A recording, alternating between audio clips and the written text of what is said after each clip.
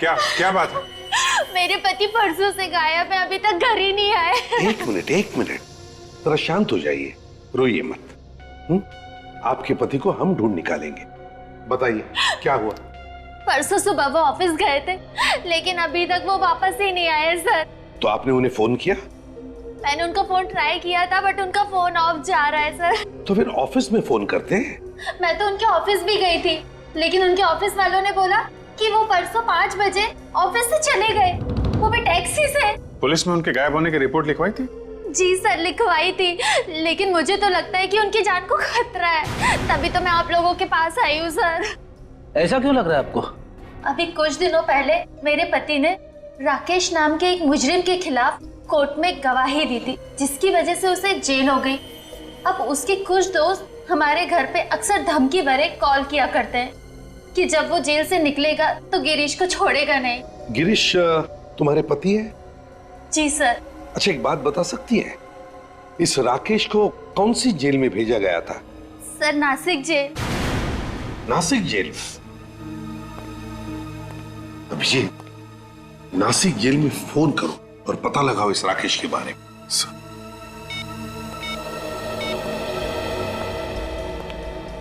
Hello जी, मैं senior inspector Abhijit बोल रहा हूँ, सीआईडी से।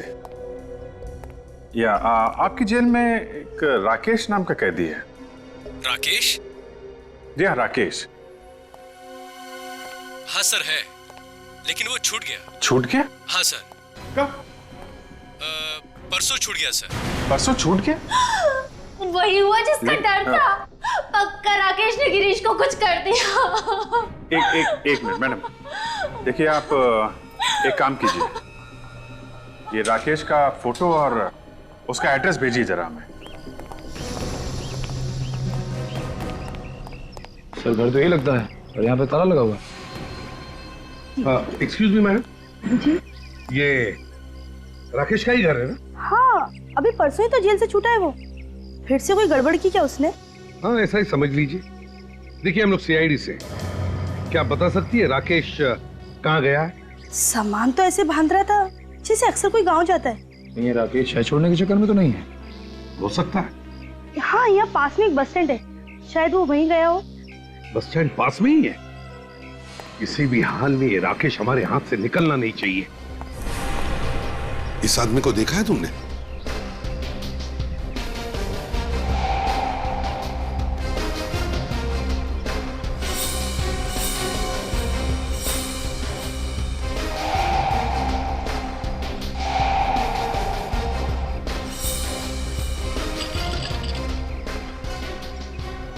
अरे सुनिए मैम, क्या आपने इस आदमी को देखा है किधर? नहीं? एक्सक्यूज मी, क्या आपने इस आदमी को देखा है? अरे भाई साहब सुनिए जरा, ये देखिए, इस फोटो को देखिए जरा, क्या आप इस आदमी को जानते हैं? अरे बड़ा अजीब आदमी है। क्या हुआ, तबीयत ठीक नहीं है क्या? अच्छा देखिए, मैं अंदर आके दिखाता हूं आपको, हिलना नहीं वहां से।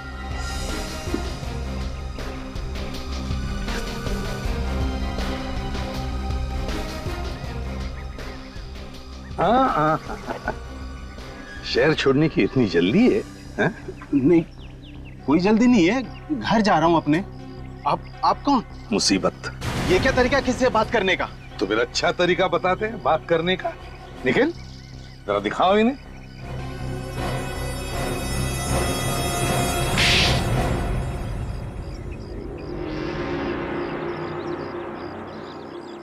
कहाँ है गिरीश? साहब मुझे नहीं पता साहब, मुझे जाने दो साहब। गिरीश कहाँ है? बोल। कौन गिरीश? साहब मैंने किसी गिरीश को नहीं मारा साहब। मारा? हमने सिर्फ पूछा गिरीश कहाँ है। ये मारने की बात बीच में कहाँ से आ गई? जुबान फिसल गई साहब। जुबान फिसल गई थी? अच्छा, तो बताओ क्या किया तुमने गिरीश के साथ? बोल। साहब गिरीश का खून हो गया साहब मेरे हाथों। गिरीश का खून किया तुमने? क्यों मारा तुमने गिरीश को? उसकी गवाही की वजह से मुझे जेल जाना पड़ा, मैंने अपना बदला ले लिया। अब तक तो सिर्फ जेल ही गए थे, अब फांसी पे लटकोगे, समझे? मैं आपके पैर पड़ता हूँ साहब, मुझे बचा लो। कहाँ गिरीश की लाश? बताता हूँ साहब। अब तो मैं बच जाऊंगा ना साहब? अब तो मैं आप लोगों को यहाँ लाश तक भी पहुँचा दिया है। हाँ, बहुत बड़ा काम किया। हमको भूलना पड़ेगा ना कि तुमने एक जीते जागते आदमी को मौत के घाट उतार दिया।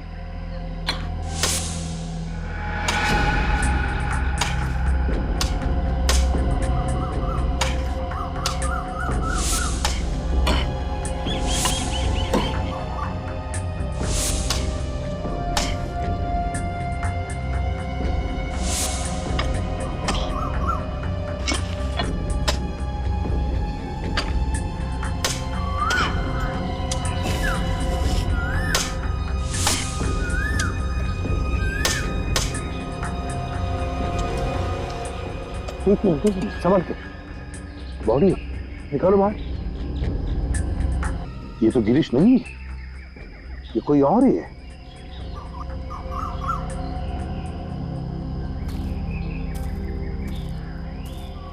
क्यों? ये कैसे हो सकता है सर? साहब, गिरीश को मैंने यहीं गाड़ा था साहब। कौन है ये? इसका भी खून किया है ना तुमने? नहीं साहब। फिर? साहब मैं सच कहता हूँ साहब, मैंने सिर्फ गिरीश को मारा था। ये कौन है मैं नहीं जानता साहब। अच्छा, आदमी कौन है तुम नहीं जानते?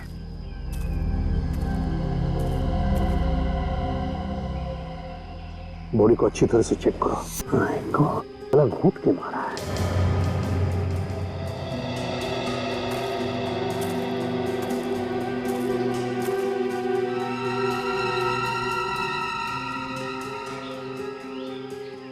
इसका एक जूता गायब है।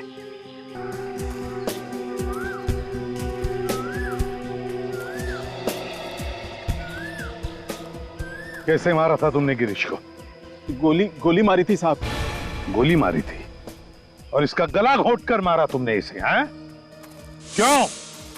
इसका भी खून किया ना तुमने? नहीं साहब, मैं सच कह रहा हूँ साहब, मैंने इसका खून नहीं किया।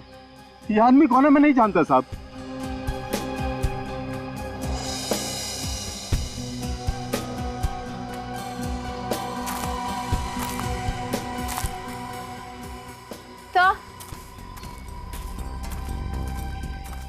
तो जूता तो नहीं मिला, पर ये टूटा हुआ मोबाइल मिला है, लगता है इसका ही होगा। हाँ, जूता नहीं मिला मगर मोबाइल मिला है। ये क्या है?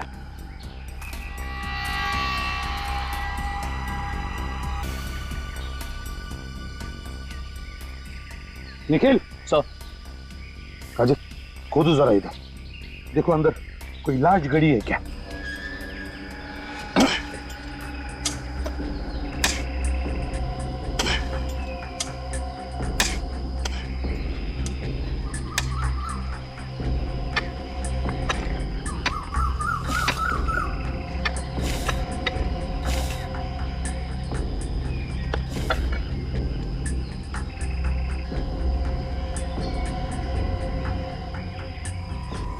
ये तो गिरीश की लाश है। साहब मैंने बोला था ना आपको कि मैंने गिरीश को यहीं दफनाया है साहब।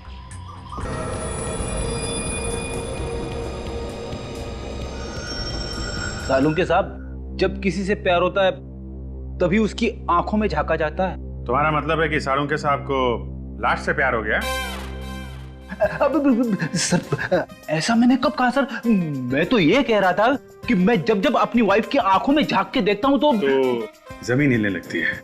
अरे नहीं सर, भूचाल आ जाता है। हाँ? तुम अपनी वाइफ से प्यार नहीं करते? अब करता हूँ वाइफ से। यार अभिजीत, इसकी वाइफ को फोन कर। यस। नहीं सर, मैं आपके आगे हाथ जोड़ता हूँ सर, वाइफ को फोन मत करना। तो फिर फ्रेडी, जब तक तुम इस लैब में खड़े हो ना, एक लफ्ज मत बोलना, चुपचाप खड़े रहना बस। वाइफ की कसम। एनीवे, बस ये देखो, ये देखो, इसकी आंखों पे तो पपड़ी आ गई है। जी हाँ बॉस। और ये पपड़ी क्यों आई है? हम लोगों को मालूम है, इंसान के बनने के बाद जब उसकी आंखों में खून बहना बंद हो जाता है तो कम नमी की वजह से उसकी आई बॉल्स सॉफ्ट पड़ जाती है, नरम हो जाती है और उस पर पपड़ी बनना शुरू हो जाती है। मगर सालून के मौत के 48 घंटे बाद होता है ना ये सब? Exactly sir. सालून के साहब, इस गिरीश की मौत भी तो 2 दिन पहले हुई है। हाँ बस, इन दोनों की मौत का समय लगभग समान है। मतलब इन दोनों की मौत के बीच में सिर्फ 15 मिनट का फर्क है। नहीं साहब, नहीं साहब, ये बात सच नहीं है। मैंने सिर्फ गिरीश का खून किया है साहब, गिरीश का। वो दूसरी लाश कहां से आई मुझे नहीं मालूम साहब। 2 लोगों की मौत हुई है 15 मिनट के फर्क में। गिरीश का खून हुआ है और दूसरे आदमी की मौत हुई है सिर्फ 15 मिनट के फर्क में। वो खून साहब उस दूसरे आदमी ने किया होगा साहब। मतलब 2 खूनी थे और दोनों लाशों को उन्होंने एक ही जगह में गाड़ दिया है। ये कैसे हो गया साहब? साहब मुझे कुछ नहीं मालूम साहब। इसका एक ही मतलब है राकेश जी कि या तो वो दोनों खूनी एक दूसरे को जानते थे या फिर खूनी एक ही है, एक। तुम्हारे अलावा कोई नहीं था उस जगह पे। वो जगह एकदम सुनसान थी। तो फिर किसी दूसरे आदमी को पता कैसे चला उस जगह के बारे में? हाँ साहब, वहां कोई और भी था ना? अब आया रास्ते पे। कौन था? मैं आपको सब शुरू से बताता हूं साहब।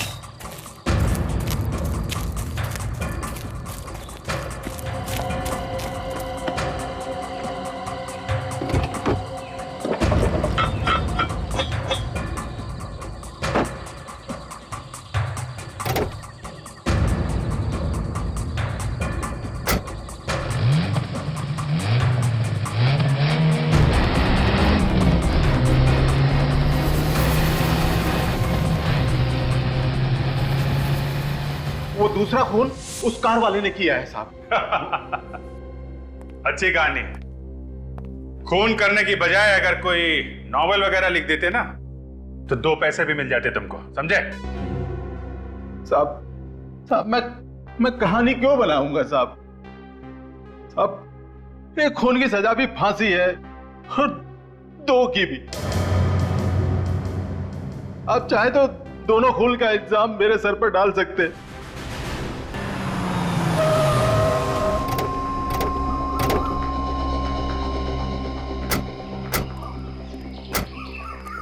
चलो बता, कहां पर दिखी तुमने वो व्हाइट कलर की लेस्कॉट गाड़ी? हैं? जल्दी बताओ। याद करो। सब हाँ, यहीं कहीं खड़ी थी वो। ठीक से याद करके बताओ कहाँ देखी थी? सर मुझे तो ये आदमी ड्रामेबाज लग रहा है। यहाँ लाके ये हमारा वक्त बर्बाद कर रहा है सर।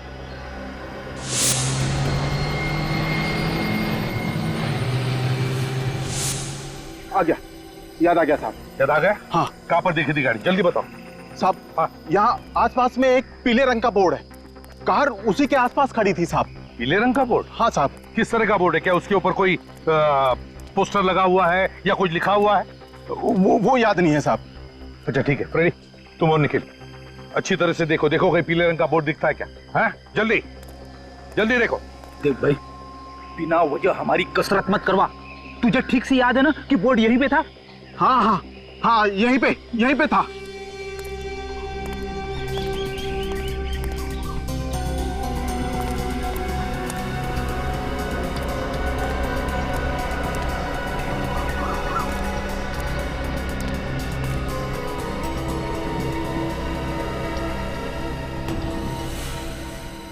सर यहाँ पे आइए सर, बोर्ड यहीं पे। ओह, यही बोर्ड है वो? हाँ साहब। गाड़ी यहीं पर गई थी? हाँ साहब, गाड़ी यहीं कहीं खड़ी हुई थी, इसी बोर्ड के पास।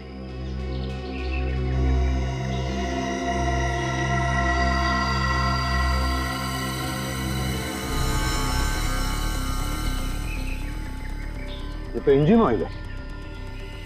तुम लोग देखो जरा आसपास, देखो और कुछ मिलता है क्या।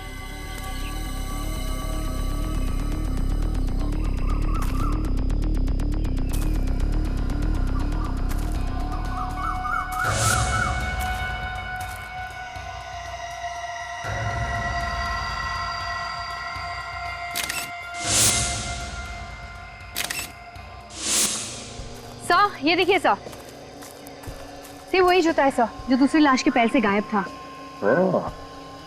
तो इसका मतलब है कि खूनी लाश को यहां से घसीटते हुए लेकर गया अंदर दफनाने के लिए, और शायद उसी वक्त उसके पैर में से जूता उतर गया।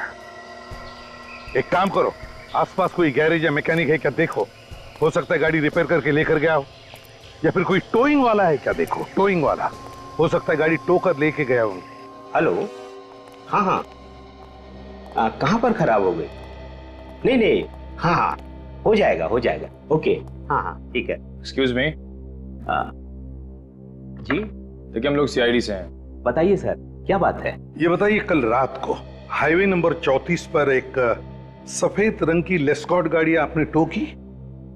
हाँ, हमें उस कार के मालिक का फोन आया था कि उसकी कार खराब हो गई और उसे कोई मैकेनिक भी नहीं मिल रहा, तो हम लोग उसकी कार टो करने चले गए। क्या ये मालिक है गाड़ी? पता नहीं सर, जब हम लोग वहां पहुंचे तो वहां कोई नहीं था, सिर्फ कार खड़ी थी। तो बिना मालिक के आप लोग गाड़ी टो करके लेकर आ गए? रात के 2:30 बजे थे, हम लोगों ने सोचा कि कार का मालिक घर चला गया होगा और हम उसकी कार टो कर लाए। इस वक्त गाड़ी कहाँ है? हमारे गैराज में है। तो जरा हमें दिखाएंगे आप गाड़ी? चलिए।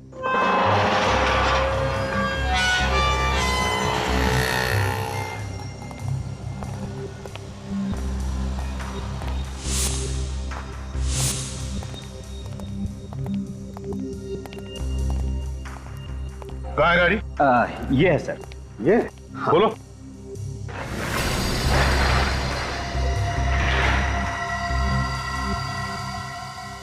क्या यही गाड़ी है जो तुमने परसों रात हाईवे पर देखी थी? देखो अच्छी तरह से।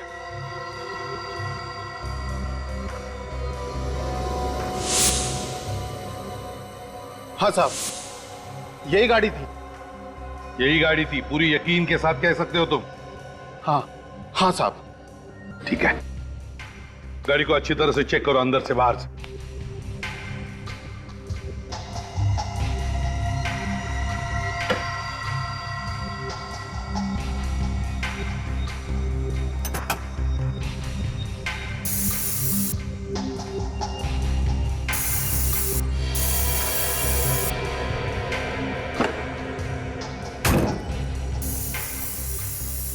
मिल रहा है काजल? नहीं सर। निखिल? नहीं सर। सर पर अजीब सी बदबू है यहाँ पे। बदबू है? जी सर। बदबू है तो हो सकता है ये बदबू डिक्की में से आ रही हो। निखिल जरा अंदर स्प्रे मार के देखो, देखो खून के ट्रेसेस है क्या।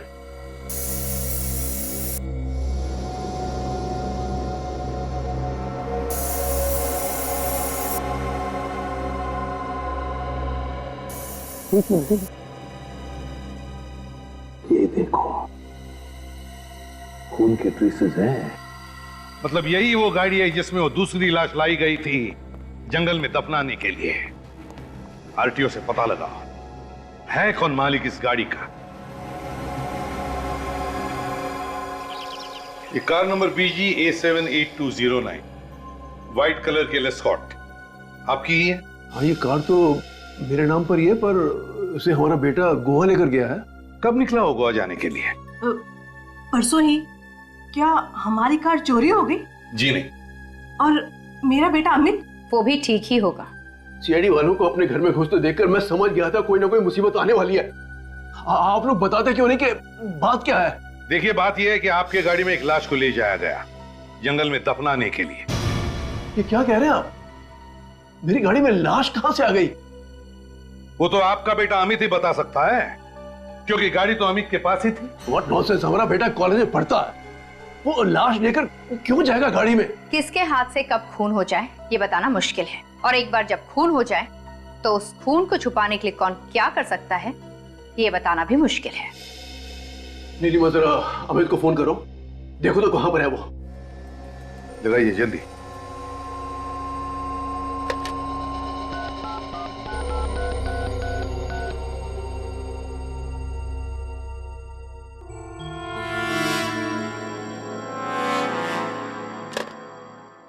अमित का तो फोन बंद आ रहा है। खून करने के बाद खूनी अक्सर अपना फोन बंद कर देता है। ये बार बार हमारे बेटे को खूनी कहकर उसे बदनाम मत करो प्लीज।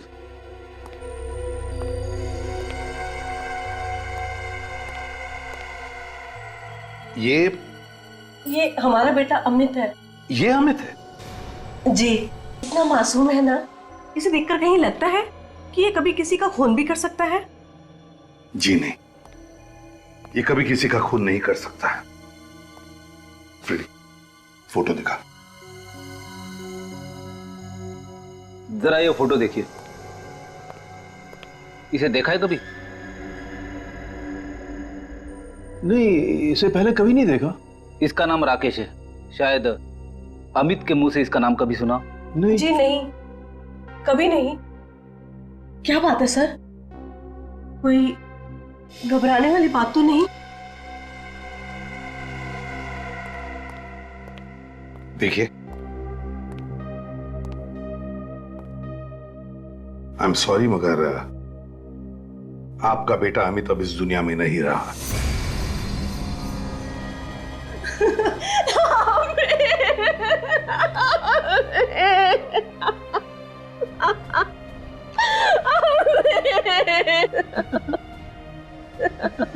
अमित हमें छोड़कर कैसे जा सकता है?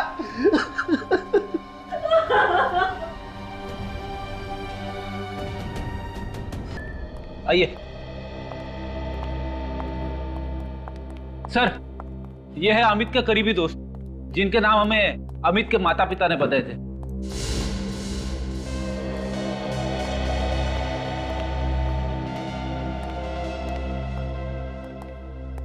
आप लोगों को पता चल ही गया होगा अमित की मौत के बारे में। तो जरा बताओ, क्या अमित का किसी के साथ कोई झगड़ा था, कोई दुश्मनी थी? नहीं सर, अमित तो सबका दोस्त था। इनफैक्ट कॉलेज में सबसे पॉपुलर। उसकी किसी के साथ कोई दुश्मनी नहीं है। अच्छा, अमित का गोवा जाने का कोई प्लान था क्या? गोवा? हमारे बगैर, हमें बिना बताए वो गोवा क्यों जाएगा? हम सब हर साल मार्च में गोवा जाते हैं। हो सकता है अमित ने अकेले ही गोवा जाने का प्लान बनाया हो। नहीं सर, वो हमारे बगैर गोवा जा ही नहीं सकता था, और अगर वो गोवा जाता तो हमें बता कर जाता। अगर अमित गोवा जाने वाला नहीं था तो फिर उसने अपने घर वालों से झूठ क्यों बोला? सर, शायद अमित मीता के साथ कहीं बाहर अकेले जाना चाहता हो, कहीं घूमने फिरने के लिए। मीता? ये मीता कौन है? सर, अमित की गर्लफ्रेंड। ओह, मीता अमित की गर्लफ्रेंड है। तो उसका फोन नंबर या एड्रेस होगा तुम लोगों के पास? मीता घर पे है क्या? मीता तो अमित और अपने दोस्तों के साथ गोवा गई है, लेकिन बात क्या है, कौन है आप लोग? देखिए, हम लोग सीआईडी से हैं और अचानक हमें अमित की लाश मिली है। क्या? अमित की डेथ हो गई? हमारी बेटी भी तो उसके साथ थी। मीता ठीक तो है ना? हाँ, मीता कहाँ है? कहीं उसे तो नहीं कुछ हो गया? मीता के बारे में अब तक तो कुछ पता नहीं चला है, लेकिन हम कोशिश कर रहे हैं उसे ढूंढने की। बाकी दोस्त तो शहर में ही है। और अमित गोवा गया ही नहीं। वैसे अमित और मीता के बीच में कुछ झगड़ा या तनाव? नहीं, वो दोनों तो एक दूसरे को बेहद प्यार करते थे। हम तो अगले साल उन दोनों की शादी भी करवाने वाले थे। सुजन, इस फोटो को ध्यान से देखिए। इस आदमी को पहचानते हैं आप? आज से पहले इसको तो कभी देखा नहीं। कौन है ये? इस आदमी का नाम राकेश है। राकेश एक खूनी है और हमें शक है कि अमित का खून राकेश ने ही किया है। सर, अमित और मीता के फोन रिकॉर्ड्स आ गए हैं सर। 3 दिन पहले जब वो गोवा जाने के लिए घर से निकले थे तो एक आदमी ने दोनों को फोन किया। एक आदमी ने दोनों को फोन किया था? क्या नंबर है? सो उस आदमी का नंबर ये है सर, ये 1020806117। किसका नंबर ये? कौन है यार? सर मोबाइल कंपनी वाले पता लगा रहे हैं कि किसका नंबर है। हाँ, मगर मोबाइल कंपनी वालों ने ये तो बताया होगा ना कि इन दोनों को नेटवर्क कहां तक था। सर उनके मोबाइल फोन्स ने आखिरी बार नेटवर्क कनकिया रोड पे पकड़ा था। कनकिया रोड पे? कनकिया रोड तो जंगल के पास में ही है सर, जहां से हमें अमित और गिरीश की लाश मिली। तो फिर दया, अगर मीता का फोन कनकिया रोड पर बंद हुआ था तो इसका मतलब है कि मीता की जान को खतरा है। हाँ, हम कनकिया रोड पहुंच गए हैं। ओके सर, मुझे तो लगता है हमें मीता का मोबाइल फोन यहीं आसपास ही कहीं मिलेगा। बस मीता ठीक होनी चाहिए, वरना उसके घर वालों के ऊपर क्या बीतेगी सर। हाँ बेटी, वाकई बच्ची को खोने से बड़ा दुख दुनिया में कोई भी नहीं है। अरे रास्ता तो यहीं पर खत्म हो गया।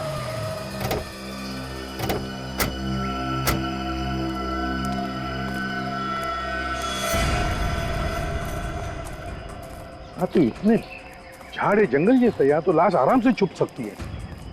सर ये भी तो हो सकता है कि मीता का किडनैप हुआ हो और वो जिंदा हो। हाँ, लेकिन अगर किडनैप होते तो किडनैपर ने फोन क्यों नहीं किया, पैसे क्यों नहीं मांगे?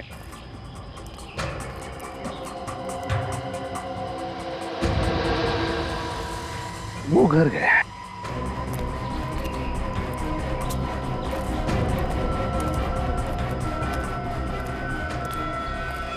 खूनी अंदर हो सकता है, होशियार रहना।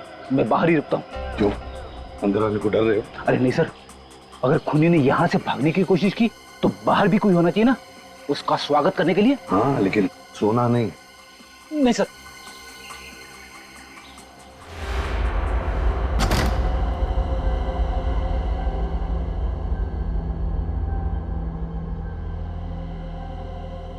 निखिल, तुम इस तरफ जाओ, इस तरफ, और काजल उस तरफ जाओ।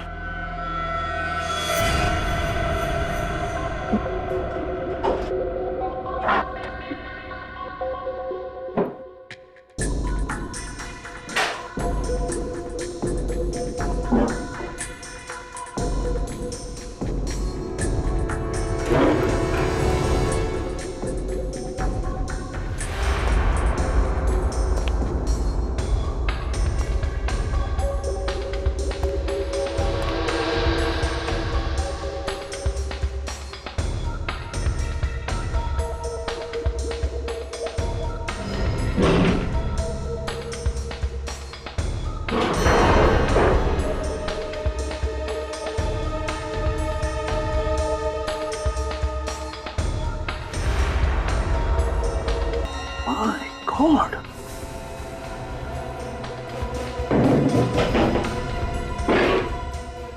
जल्दी से इसे डॉक्टर के पास ले चलो।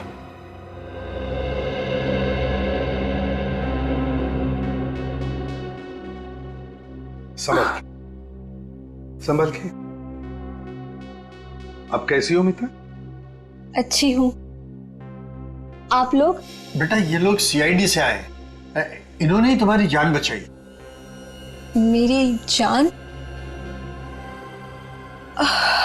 रिलैक्स, दिमाग पे इतना जोर मत दो। तुम्हें अब किसी बात का डर नहीं। मीता, एक बात बताओगी, किस लिए गई थी तुम जंगल में? उस जंगल में अमित, अमित, मेरे अमित को मार डाला। मेरी नजरों के सामने अमित को मार डाला। संभालिए आपने आपको। किसने मारा उसे? रॉकी, रॉकी नाम था उसका। ये रॉकी कौन है? कोई पागल इंसान है, कितने दिनों से मेरे पीछे पड़ा था और मुझसे कह रहा था कि मैं तुमसे शादी करना चाहता हूँ। तुमने उसे बताया नहीं कि तुम अमित से शादी करने वाली हो? बताया था मैंने, लेकिन वो एक नंबर का पागल था। उसने बोला कि तुम सिर्फ मेरी हो और मुझे से शादी करोगी। तो फिर तुमने ये बात अपने माता पिता से क्यों नहीं कही? एक्चुअली मैं उनको टेंशन देना नहीं चाहती थी, इसीलिए ये बात मैंने अमित को बताई और अमित ने उसे अकेले में मिलने के लिए बुलाया। यही तो गलती की तुम लोगों ने। अमित अकेले में जाकर मिला ऐसे खतरनाक आदमी से। लेकिन हमें क्या पता था कि बात इतनी बढ़ जाएगी। अमित तो उसे प्यार से समझाना चाहता था, लेकिन उसने अमित का गला घोट के उसको मार डाला। पर तुम बेहोश कैसे हुई? मैं अमित की लाश के पास बैठ के रो रही थी। इतने में पीछे से कोई आया और सर पे कुछ जोर से मार दिया, और उसके बाद मैं बेहोश हो गई। पीछे से तुम्हारे सिर पे किसी ने मारा? रॉकी, रॉकी, ये रॉकी दिखता कैसे है?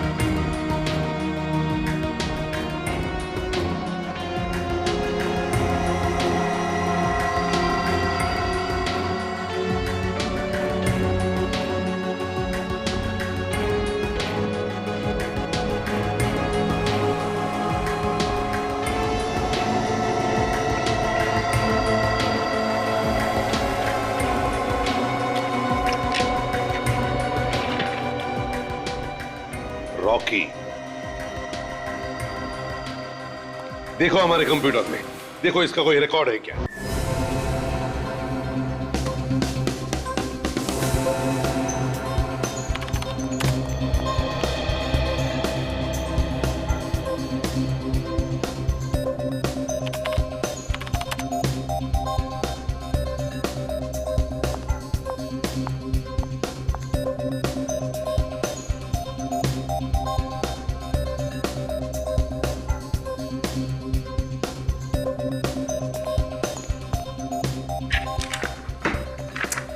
सर ये रॉकी कोई पुराना क्रिमिनल नहीं है सर। ये हमारे किसी भी रिकॉर्ड्स में नहीं है सर। रिकॉर्ड्स में नहीं है?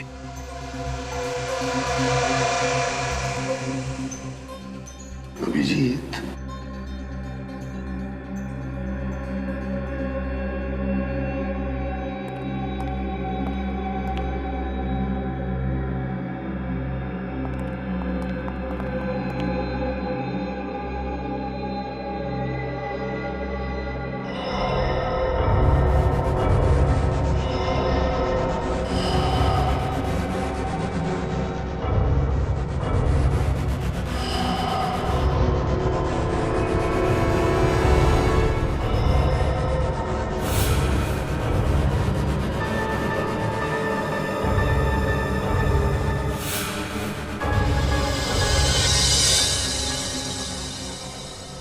रॉकी,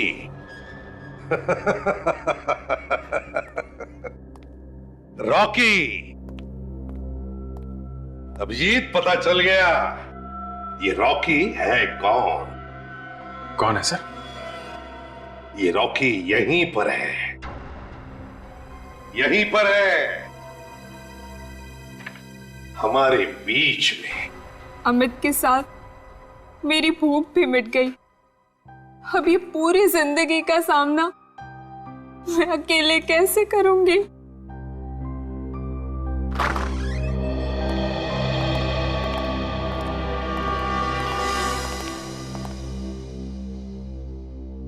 वाह मीता जी वाह, आपके प्यार की गहराई को देख के मेरी आंखों से मगरमच्छ के आंसू निकल आए। आप मेरी बच्ची की भावनाओं का मजाक उड़ा रहे? बिल्कुल नहीं कैलाश जी, हम तो उल्टा मीता की भावनाओं की कदर कर रहे हैं। इसीलिए तो हमने अमित के खूनी को पकड़ लाया है। सच? आपको रॉकी मिल गया? Thank you so much. मिलना चाहते हो रॉकी से? आओ आओ मिलवाता हूं रॉकी से। विवेक, ये रहा रॉकी। फ्रेडी, ये भी है रॉकी। सचिन, ये भी है रॉकी। तीनों के तीनों हैं रॉकी। ये क्या मजाक है? मजाक हम नहीं कर रहे हैं लड़की, मजाक आपकी बेटी कर रही है। ये देखिए, देखिए स्केच,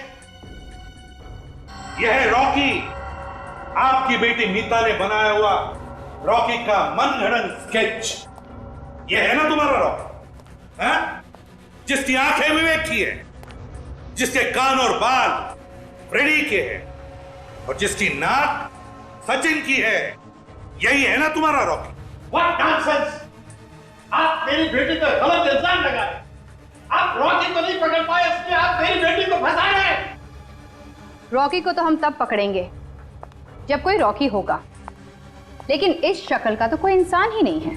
अगर रॉकी है ही नहीं तो अमित का खून किसने किया? अमित का खून आपकी बेटी मीता ने किया है।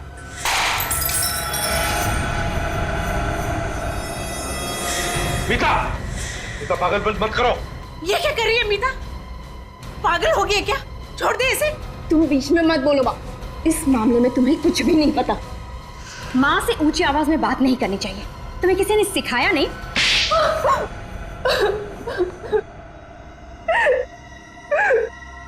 सही कहा आप लोगों ने, रॉकी नाम का कोई इंसान ही नहीं है। अमित का खून विकास ने किया था। ये विकास कौन है? विकास मेरा पुराना बॉयफ्रेंड। 2 साल पहले हम लोगों का ब्रेकअप हो चुका था। उसके बाद अमित मेरे जिंदगी में आया, मगर क्या?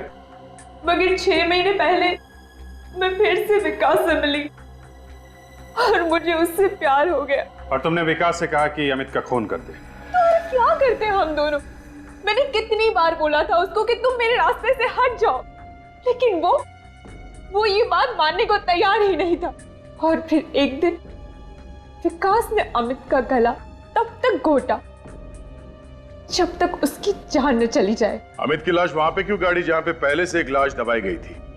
विकास तो अमित की लाश को नदी में ही फेंकने जा रहा था, लेकिन अमित की कार बीच में खराब हो गई। और विकास ने राकेश को देख लिया गिरीश की लाश दफनाते हुए। विकास ने सोचा कि अगर वो अमित की लाश को वहीं पे गाड़ देगा तो वो पकड़ा नहीं जाएगा, और दूसरी लाश की खूनी पे इस लाश के खून का इल्जाम आ जाएगा। और तुमने हमारे सामने बेहोश होने का नाटक किया, है ना? बताओ, कहाँ है विकास? विकास कहाँ है ये मैं आप लोगों को हरगिज़ नहीं बताऊंगी। तुम्हें क्या लग रहा है हम विकास तक पहुंच नहीं सकते? हाँ? अमित के मरने से पहले अमित के फोन पर और तुम्हारे फोन पर एक कॉल आया, 1020806117 के नंबर से, है ना? वो नंबर विकास का है। क्यों काजल, विकास को फोन लगाओ। पूर्वी। हेलो विकास, मैं मीता बोल रही हूँ। मीता, ये किसका नंबर है और तुम्हारी आवाज को क्या हो गया? विकास, बहुत बड़ी गड़बड़ हो गई है। मैं अपनी सहेली के फोन से तुम्हें फोन कर रही हूँ। सीआईडी को सब कुछ पता चल गया है। क्या? सीआईडी को पता चल गया? हाँ, हमें जल्द से जल्द भागना होगा। ठीक है, तुम मुझे सोडाला गेट पे मिलो, ठीक 1:30 बजे। 1:30 बजे मिलते हैं सोडाला गेट पे। तो चलिए मीता जी, सोडाला गेट पर विकास से मिलने।